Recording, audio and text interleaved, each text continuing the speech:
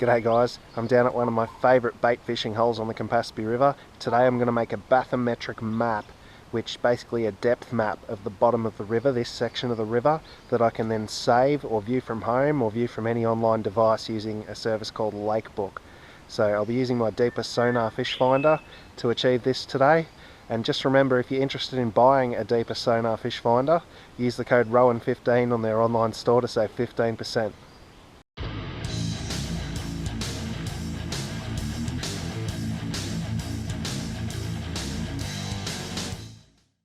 Alright, so I'm recording the screen of my phone as I do this, and I'll put a heads up display on the bottom corner of the video so you don't have to deal with the glare and reflection on the screen here.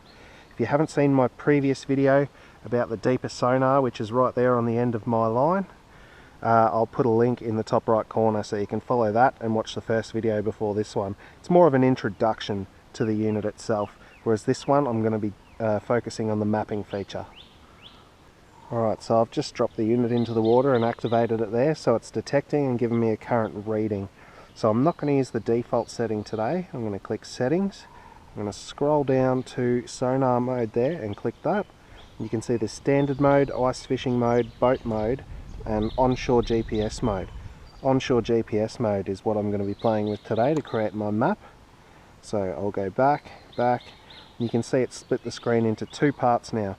It's still giving me a live reading over here, and on this side it's giving me a map which it's going to scan all of this river. I'll make some casts across and scan it in segments, and that'll create a real-time map on the left side showing the depth and everything of the river. So I'll zoom in just a little bit there, and I'll make my first cast straight across from where I am right now. Alright, so we'll start there. You can see it's giving me a reading there of 1.3 meters, so not overly deep. I'm just going to slowly retrieve that. Oh, it's jumped down to 2.2 meters, so it's quite a sharp drop off there. But what I'll do is slowly retrieve this, and you'll see on the left side, as it starts to receive the data, it'll start putting in a depth map. There we go, so it's showing the unit there.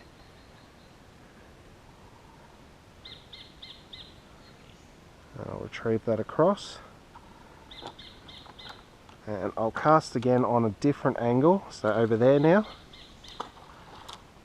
only a couple of meters to the right of where I was, and now I'll slowly retrieve that back across again.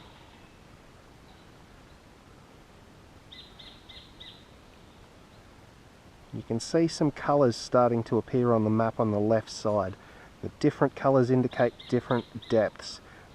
And there you go, you can see I'm getting all yellow and orange at the moment, but you can see that it's starting to map out some of this river here. So I'll go a different angle again. I'll go more over that way, and I'll retrieve it back now. Just nice and slowly, letting it get a fairly accurate reading of the bottom of the river. You can see I'm still getting the live readout on the right side of the screen there.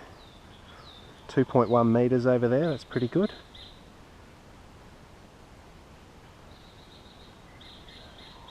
And there we go, it's marking the colours on the map again.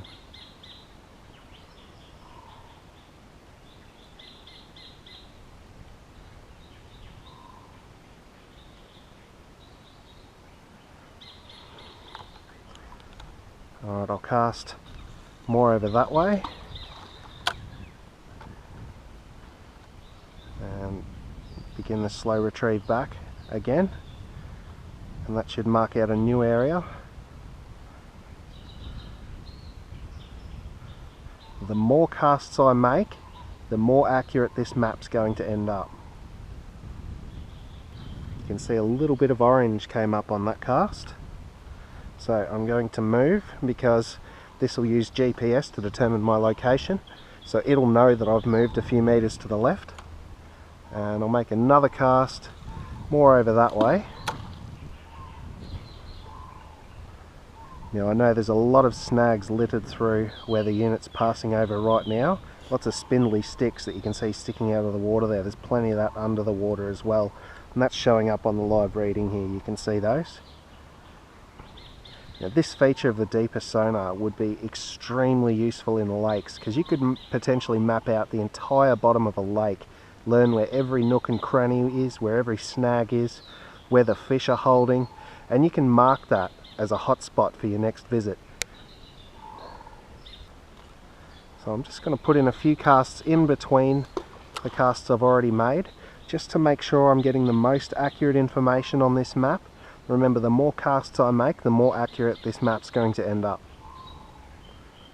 Now when I go home and view these maps on my PC, I will be able to see a replay of this, and I'll be able to click any point on that map right there and be shown what it looked like on the live readout at the time as well, which is very, very handy.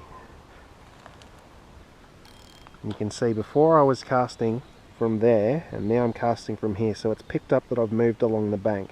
You can see there's a gap in the middle I haven't read, and that's mostly because of that log sticking up. I could go back that way and cast through.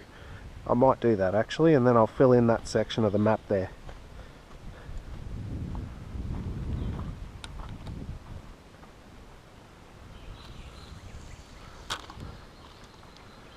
So I'll bring it back as close to this snag as I can and try and fill out that part of the map that I haven't got yet. There we go. So there we have it. There's a picture of one of my favourite bait fishing holes. So what I'm going to do is go home on my PC and I'm going to inspect that map a lot closer, and then because I've been watching this, I've missed some of the things on this, but the beauty of when I view it on the PC on Lakebook is I can click anywhere on this map and it'll show me what it looked like over here at the time.